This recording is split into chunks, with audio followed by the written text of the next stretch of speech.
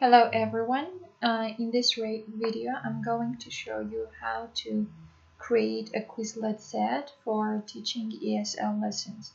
I apologize for the low quality and for the noise and sounds, but it was really urgent for us to have this video, so I decided to go with what we have.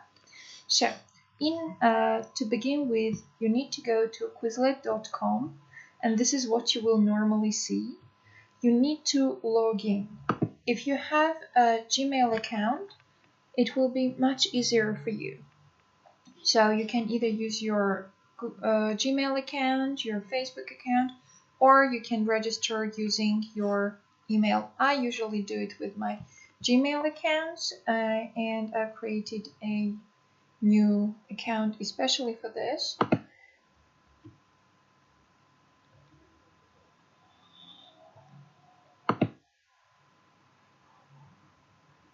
You enter a password. Oh, so you still need to register.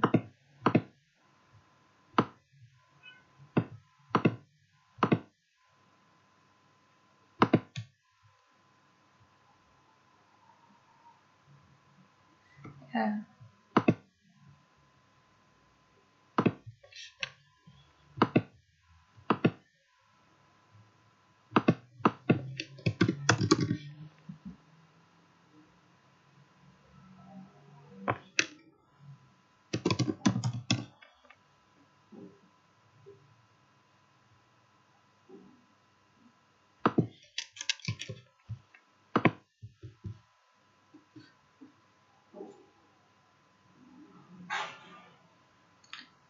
Just while we're trying to sign in, I'd like to remind you that we use Quizlet sets for three main reasons. We use Quizlet sets for the PTV stage of our skills-based lessons. If you don't know what it is, you can check it in my blog. We use it for vocabulary lessons, obviously, and also what we do during our lessons is we write down all the words that our students do not know or have misused or mispronounced, and we create a specific Quizlet sets with them. So our students have these new words. I'm sorry, I don't know what's going on here.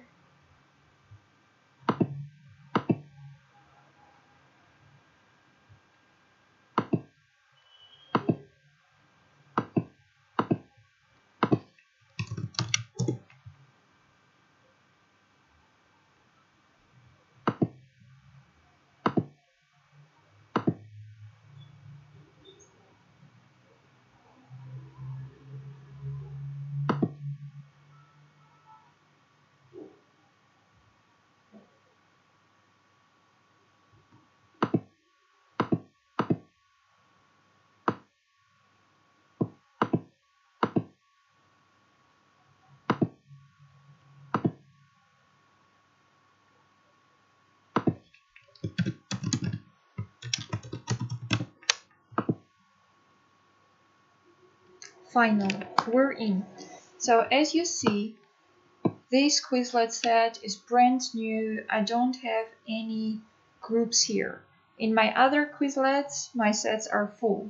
So what we do, the first thing when we come here, we join or create a class.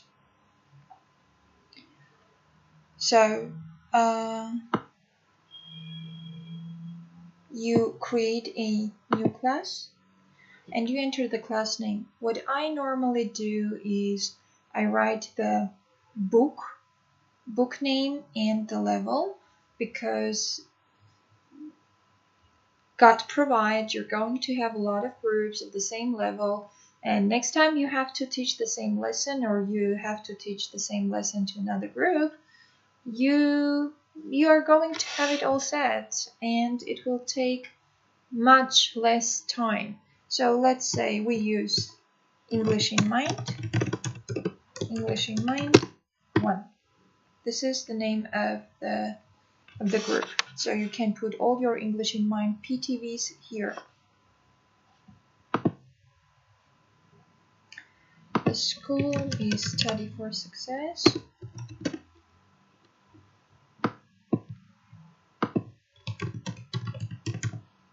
Here we go. Well, of course, if you work for Study for Success. If you don't work for Study for Success, you'd better use something else. Create class. Now, please do not use create a folder because it's gonna cause a lot of confusion. Go to create class. Now, when you have a class, you need to add a study set here.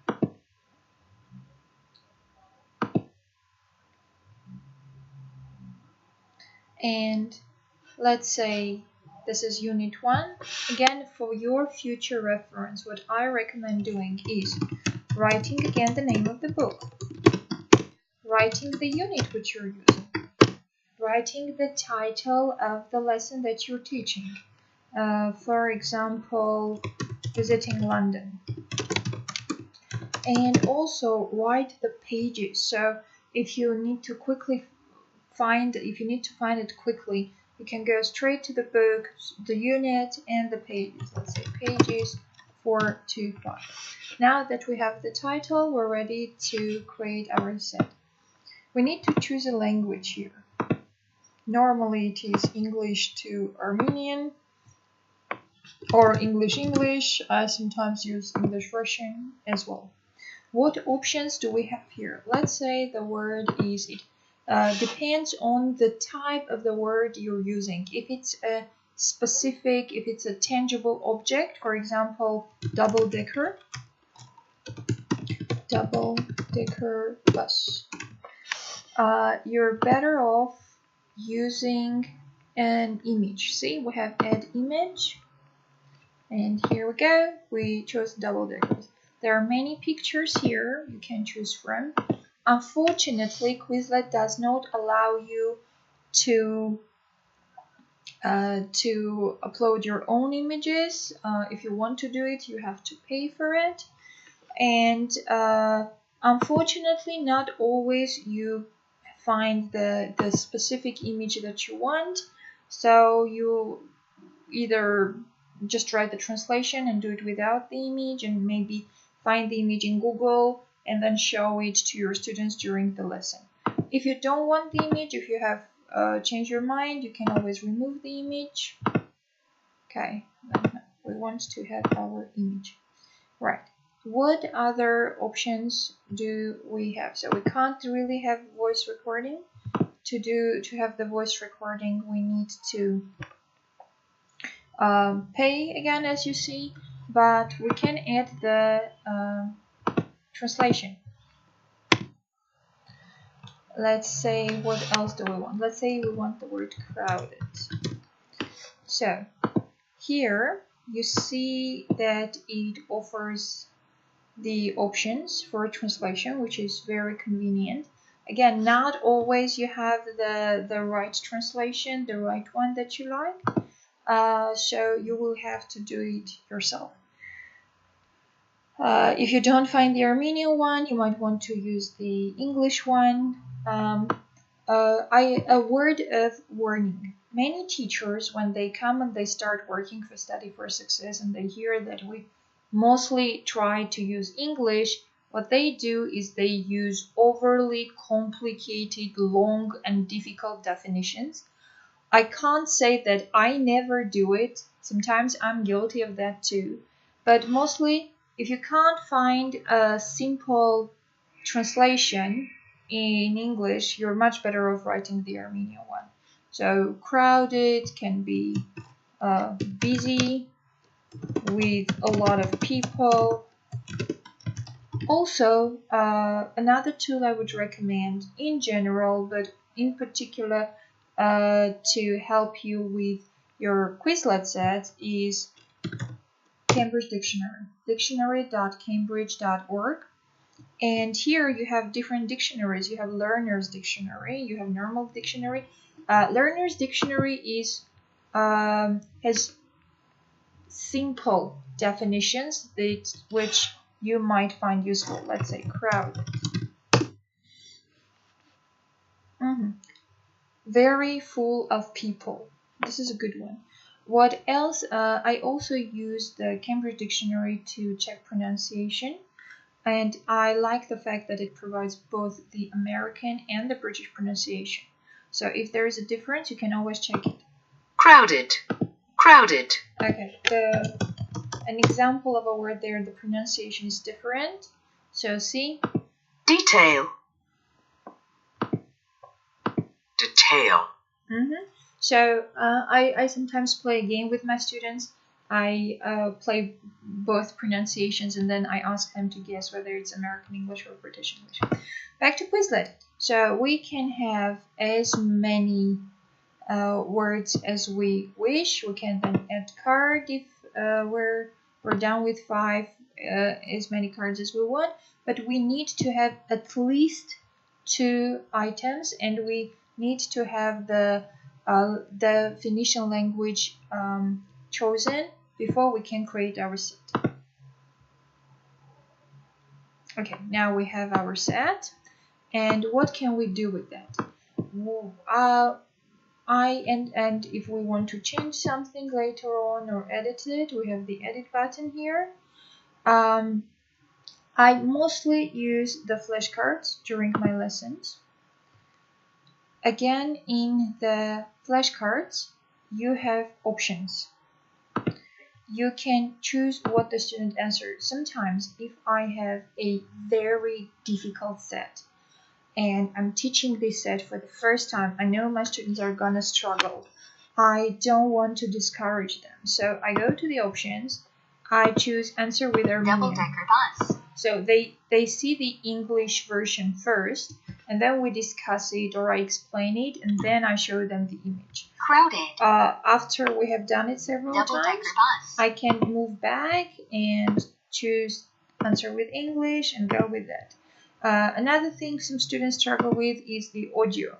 Make sure your audio is always on, because you need your students to hear not only your pronunciation, Double-decker bus. but also this Double-decker wonderful bus. lady we all love. She speaks with American accent. Double-decker bus. Sometimes she makes mistakes. Sometimes she doesn't read certain words right. In that case, I correct her. But most of the time, she's doing a great job. So these are the main things. This is what I mainly do with my students during the lesson. I use flashcards. One more thing. How do we study the sets? What I usually do, I do it twice.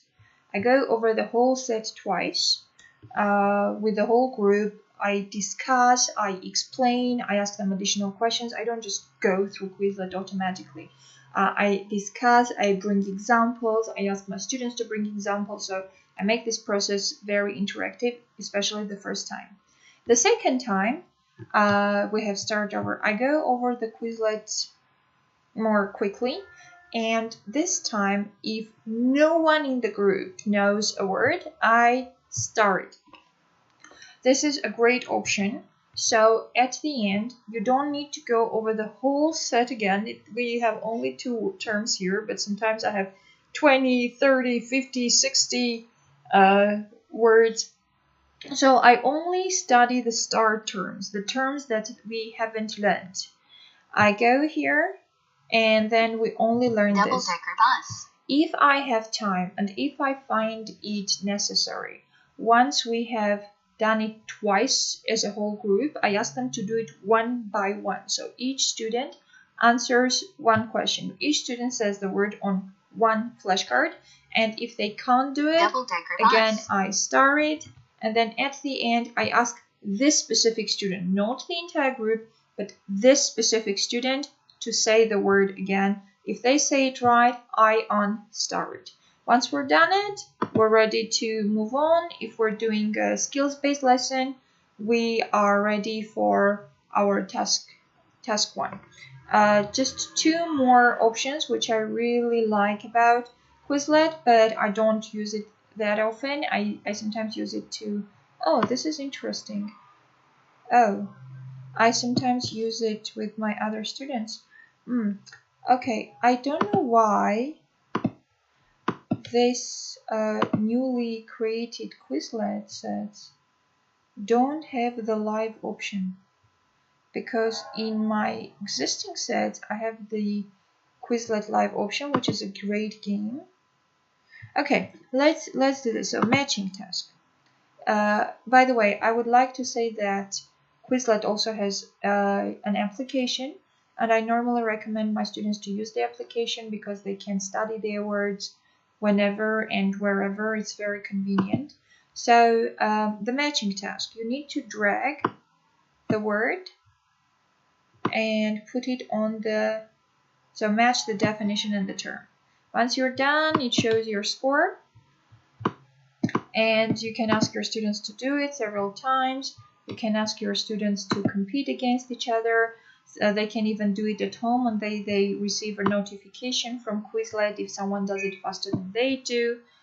So there is this competitive gaming element in it. Gravity. Gravity is good for spelling. The story behind the game is that asteroids are falling on the planet. You have to protect the planet, and you protect it by spelling the words right. You can choose what to answer with. I normally choose answer with English because the English spelling is what I'm interested in. I normally start with the easy one, and notice that we can choose to play with all the terms or only with the start terms, the terms that they didn't know. So let's go, start game. Again, I can do it in groups, and I usually ask them to do it one by one.